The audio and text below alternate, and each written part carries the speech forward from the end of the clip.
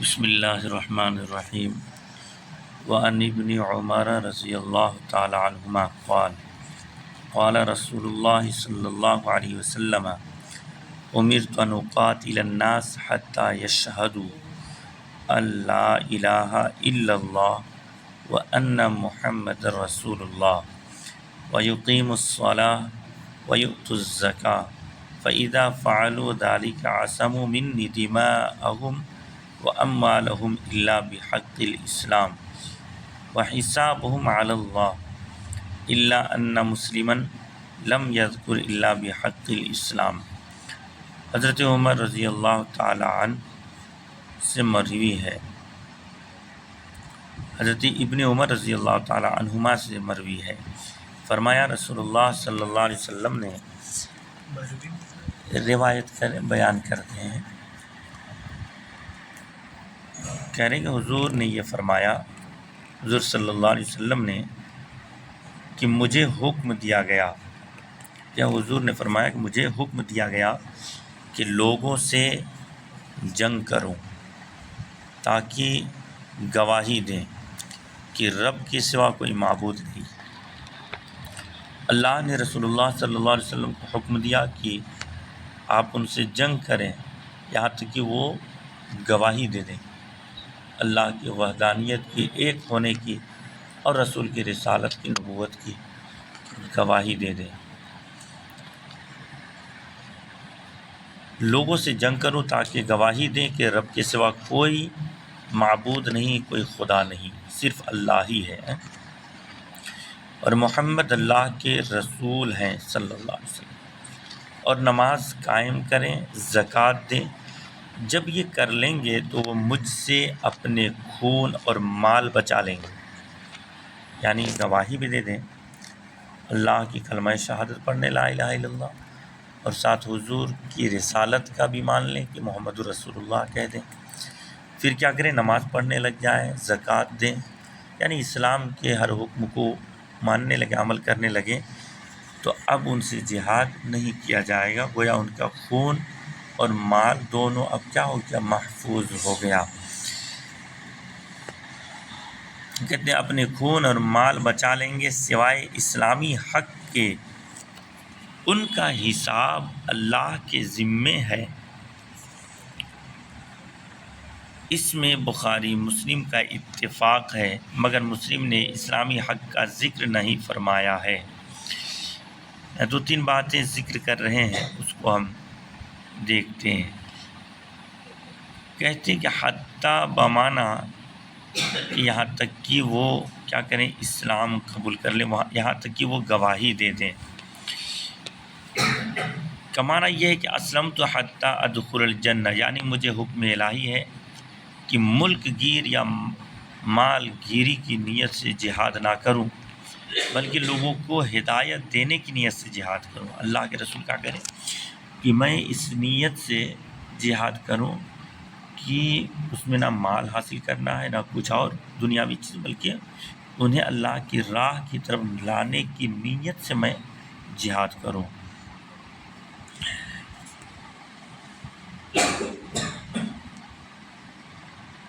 دوسرے نمبر میں ذکر، جب یہ کر لیں گے تو مجھ سے اپنے خون اور مال کی حفاظت کر لیں گے، ہے نا، بچا لیں گے۔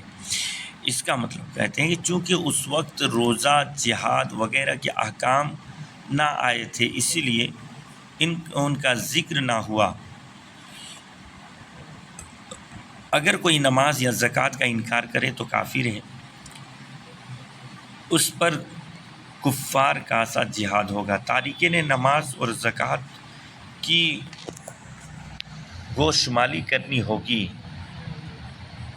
کہتے ہیں کہ جو نماز یا زکوٰۃ کا انکار کرے وہ تو کافر ہو گیا، اور اسلامی حکومت ہو تو وہ اس سے جہاد بھی کرے گا، سزا بھی اسے متعین فرمائے گا۔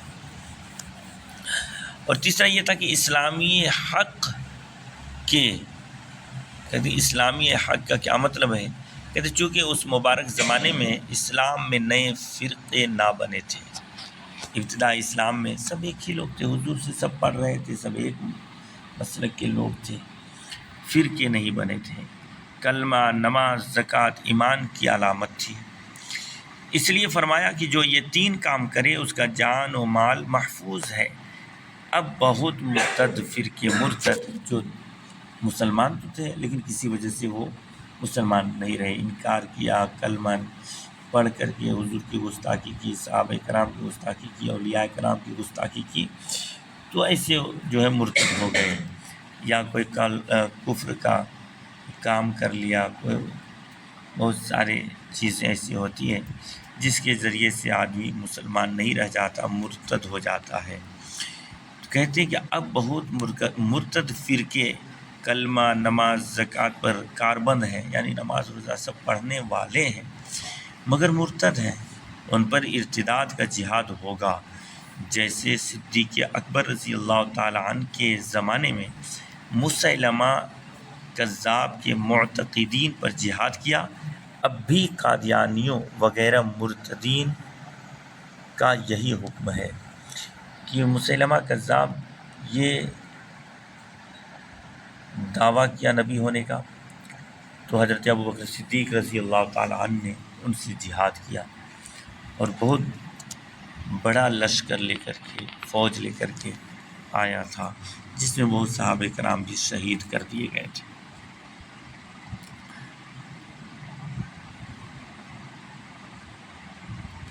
ان کا حساب اللہ کے ذمے میں ہے۔ اس کا کیا مطلب؟ اس کا مطلب یہ ہے کہ اگر کوئی زبانی کلمہ، ظاہری نماز و زکوٰۃ ادا کرے تو ہم اس پر جہاد نہ کریں گے۔ اگر منافقت سے یہ کام کرتا ہے تو رب اسے سزا دے گا، لیکن اسلام اس کو مسلمان ہی، اسلام ماننے والے اس کو مسلمان ہی سمجھیں گے اور اس سے جہاد وغیرہ نہیں کریں گے۔ ایک اور حدیث پڑھ لیں۔ عن انس انہ قال قال رسول اللہ صلی اللہ علیہ وسلم من صلی صلاتنا واستقبل قبلتنا واکل ذبیحتنا فذلک المسلم الذی له ذمۃ اللہ وذمۃ رسولہ فلا تخفر اللہ فی ذمتہ۔ روایت ہے انس رضی اللہ تعالیٰ عنہ سے، فرماتے ہیں فرمایا نبی کریم صلی اللہ علیہ وسلم نے، جو ہماری طرح نماز پڑھے، جو نماز پڑھے تو صلاتنا ہماری نماز کی طرح نماز پڑھے اور ہمارے قبلہ کو منہ کرے، ہمارا ذبیحہ کھائے، ذبح کیا ہوا جانور ذبح کیا ہوا، تو یہ وہ مسلمان ہے جس پر اللہ کی ذمہ داری ہے، لہذا تم اللہ کے ذمے کو نہ توڑو۔ تو نبی کریم صلی اللہ علیہ وسلم نے کیا فرمایا کہ جو ہماری طرح نماز پڑھے، ہماری طرح اور ہمارے قبلہ کو رخ کرے اور ہمارا ذبیحہ کھائے تو گویا وہ مسلمان ہے، اور ایسا مسلمان ہے جس پر اللہ کی ذمہ داری بھی ہے، یعنی اللہ نے اپنے ذمہ کرم پر لیا ہے اور اللہ کے رسول کا بھی ذمہ ہے۔ تو کیا کریں کہ اللہ کے ذمے کو نہ توڑو، اس کا کیا مطلب ہوا؟ کہتے ہیں کہ یہاں ایک بات کا خیال رکھنا بہت ضروری ہے، وہ یہ ہے کہ مومن کی علامت مختلف زمانے میں مختلف رہی۔